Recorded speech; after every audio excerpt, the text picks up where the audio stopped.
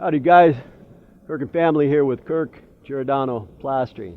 Today, I want to show you guys how we apply one of the toughest finishes there are. Why is it tough? Because it's got silica sand in it. This acrylic, what's the difference in spreading an acrylic versus a cementitious? Well, in acrylic, we put a primer on. This is the base coat. Now, the primer is the same color. It actually is the same color almost as a stucco wall. Now we did this wall about a month ago. When you're doing an acrylic render or acrylic stucco product over a brown coat, you got to let it set a minimum of 28 days, 30 days just for example. If you're doing a cementitious finish over a brown coat, you can do that within 2 to 3 weeks. The difference is cementitious is like a brick. This stuff is like glue. It's got color, it's got your aggregate, a fine sand, but it's still 50 times thicker than paint, and it lasts a lifetime, guys. So what Jay is doing is he's getting the base coat on. Now it's going to be tough to kind of distinguish the base coat because they're really close in color.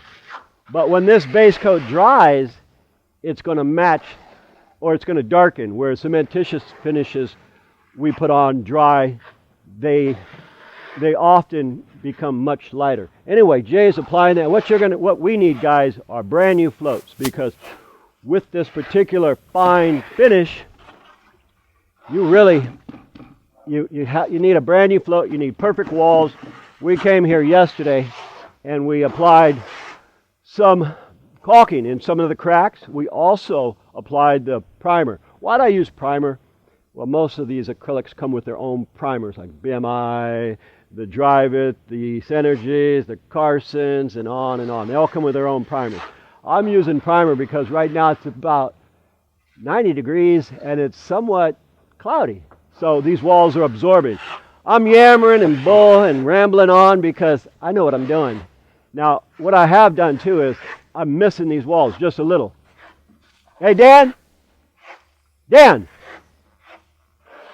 Hey, Dan! Okay, you could, you could put this, you get the joint out real quick now. Now, I've got this big trowel here, guys.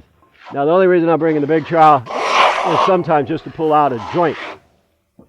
Now, this is called a sand finish. What is a sand finish? A sand finish looks sandy. With the fine grit, it looks like fine sand. With the medium, it looks like 100 grit. With the heavy, it looks like 80 grit. So now I'm going to take this float, and all I'm doing is bringing out the aggregate. What is the aggregate? It's a fancy word for sand. Now, this part takes a little bit of practice. Well, actually, it takes a lot of years of practice, but I've been doing this forever.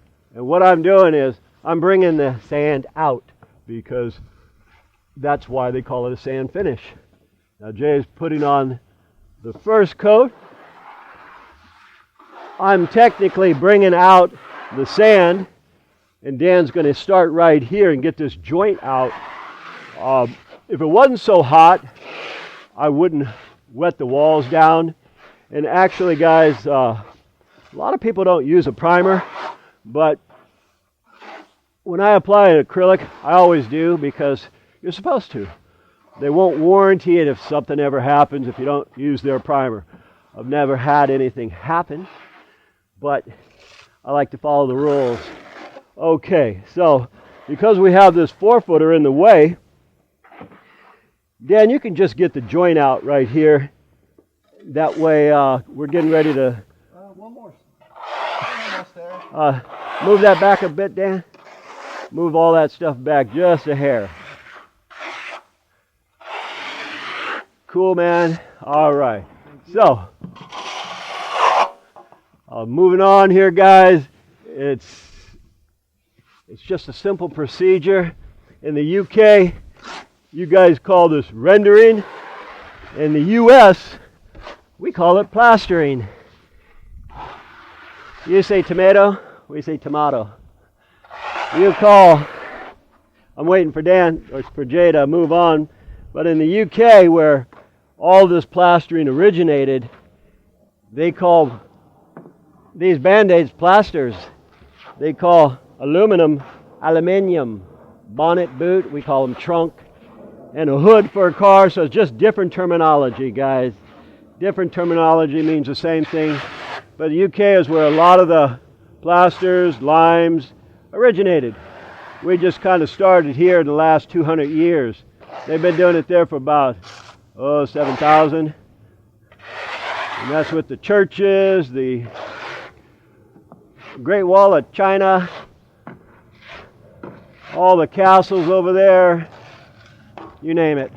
All right, so as soon as Jay steps off of this, Dan's going to move this and start to get the joint out. See this joint right here? Well, this is going to be hard for the camera to pick the joint off. They actually wanted green for this house, kind of like this green trash can here, the recycler. They had it green, and I said, do you guys really want that? Go look at this house I did in green. And they said, okay, we'll go with this. Now I'm looking at it, seeing how we're videoing it, the colors may not come out well because we're going a gray. This is actually supposed to be a greenish gray over a very similar color. I think you mean the color is going to look good, but it might not show well on video. That's correct. The color is going to be great on the house. Exactly. Exactly. And guys, this is like when you're spreading this material, it's like spreading a glue. It's really tough. Which brings me to a story. Oh, not that story again. Everybody hasn't heard this story. About 30 years ago, I was about in my 20s, and I was working union. And we were working in a real ghetto area. And the guy says, hey, Kirk, you and your buddy want to make some extra dough? And we said, absolutely. So he was paying us a whole whopping $15 an hour to work under the table to spread some material. Hey, Dan? All right, now I'm going to go ahead and take this scaffold out of the way.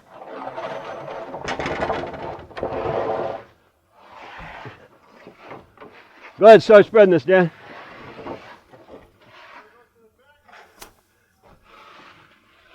All right, let me get this primer out of the way. Go ahead, Dan. All right, now, Dan's going to start spreading out that bottom.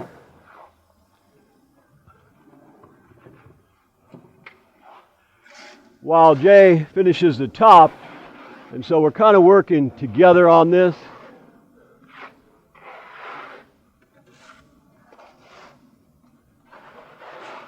And while I'm waiting, is there another hawk around here, Lou? Why don't you grab it for me, please? Let me get that out your way. All right. All work together on this, and I'm going to hose the wall down again. As the camera won't show, it is really hot. So even this cement or acrylic finish is heating up, and it can have a joint if you're not on it immediately. So I know how much time I have for this wall, which is about 5 minutes. If I wait longer than 5 minutes, I'm going to lose that joint. And so I'm going to work over here with Dan just for a second and get this staging out the way. And notice I'm keeping an eye on Jay because this stuff here has a tendency to want to set. And you really got to know what you're doing when you're doing this. Anyway, my story about spreading this particular gluish material. 30 years ago, we were making the big money, like 10, 12 bucks an hour, working, not union. I was working union in the daytime, so we go to work on this guy's house or his apartment building, and he says, well, Kirk, can you guys spread this interior? And I said, we can spread anything. Now, I told him, gee, can you give me a little bit of light? And he had 25-watt bulbs. And yeah, we were working in the ghetto. And he says, well, Kirk, if I put 100-watt bulbs, they steal them. And I said, really? Okay, well, I can't see what I'm doing. Well, make a long story short, because these guys already heard this story. Hold on, Lou. We went ahead, and I was spreading out this glue-like substance for the inside. And I remember telling my buddy, Andy Davis, I said, man, how's that product spreading for you? And he says, well, mine's spreading nice. And I thought, man, mine sucks. And it turns out the next day, the guy says, who spread a bathroom adhesive all over my walls? I couldn't see what I was doing, so I was spreading the bathroom adhesive, which was pink, rather than taping mud. And I'll tell you, it's like spreading this stuff here. It's gluey, and it really takes practice to learn how to spread this stuff, guys. We do it, but we do this stuff for a living. And anyway, if you're going to do an acrylic, especially a fine float acrylic, you better know what you're doing. Okay, here's my joint. Real critical, guys. I'm going to take my bottom. I'm floating the bottom. And you got to have a brand new float, guys, especially with a fine finish like this, because every little detail will show. And if you have any rocks, clinkers, it'll rip that. Blue Angels just went by. We are in Alameda. There's a base right here. Now notice I'm taking the new into the existing. Dan just spread this, so I'm taking it into the existing. Now this stuff, again, it takes a lot of practice. Generally, when I take my float, I'll hit the bottom here, get all this stuff out of here. But now I'm aware of Jason, what he's doing, so I'm going to stop what I'm doing here and go back to Jay. And this vent here, I'm just going to feather this guy in, get my screed at the bottom. We covered the vent that way. This acrylic, by the way, this acrylic sticks to everything. Your clothes, your trowels. If it gets on my clothes, it stays on my clothes. I wash my tools often when I'm doing this finish. I'll wash them. Every time I'm done using them, I'll wash them. All right. I'm coming around here, and now, because it's a hot day, even with the primer, which acts as a sealer, I'm still hustling. Still hustling, but I like to do that. Makes the time go by. All right, bringing the new into the existing. And since Dan is done as far as he can go with this, what I'll do is take it right to here. And when I'm sure we have all the time we need, which another 15 minutes, I will lose this wall. What does that mean? If I lose the wall, that means that it's set, and then when it dries, you'll see joints. Can't have that, guys. Can't have that. So, let's see. I'm going to finish this up right here, get all these little holidays. And just for the record, guys, if the camera shows something that I haven't seen before we leave, we make sure it's perfect. Otherwise, we don't get paid. I'm jumping up to follow Jay. Blam. Okay. And we did above this window yesterday. Notice there's only an inch above here. We fixed that yesterday. I went ahead and when we came to do the cracks, there were some hairline cracks. A base coat is supposed to hairline. That's why you allow it to set. Now, again, I'm doing the same thing. I'm bringing out this fine float finish. This is it's one of the toughest finishes to apply because the grit is so fine. It's silica sand. And silica sand is like talcum powder almost, except with grit. Anyway, you see where we're going with this? I'm going to go ahead and get on Jay over here. And when we're done with this one little wall, we'll show you. Doubtful it's going to show much because it's almost the same color, but we'll give it our best shot. All right, guys, we're finishing up here. Jay and Dan, Carl on the other wall. Actually, Carl's on that camera. And what we do now is just pull everything off. And did I need to cover these vents? No.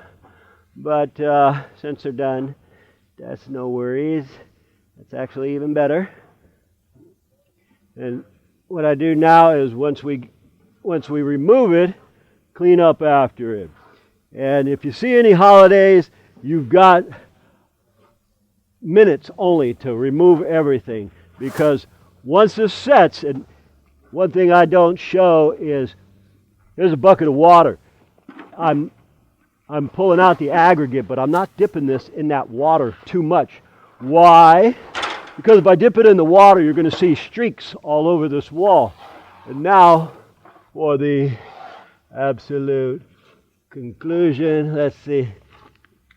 I'm going to pull this tape, and since I don't want this acrylic to pop in my eye, turn my head. All right. We take it like so, and often, guys, when you pull a window, when you do an acrylic or a cementitious finish, it's best to pull the tape immediately. Why? I'll show you. Sometimes it'll just, when you pull this, it pops and it makes little clinkers on the wall. So while you got a float in hand, it's better to clean them up. But looks like I'm too experienced to make a mess. Anyhow, we take the float, if I did, and go over it. And again, the sun's coming out now, and it's a really hot day. You're best to start this on a day when it's chilly, or say 60 to 70 degrees is great. When you get up into the 90s right now, you better have some serious time in. Anyway, my name is Kirk. Well, thank you for watching, and as usual, we'll see you guys on the next one. Once again, folks, we thank you for watching, and I really enjoy all your comments. If you guys like this video, please click the like button down below. And also, if you enjoy what we do, subscribe to our channel so we can keep making these videos for you. My name is Kirk. And Jay. We thank you for watching, and from the entire Giordano family, we'll see you on the next one.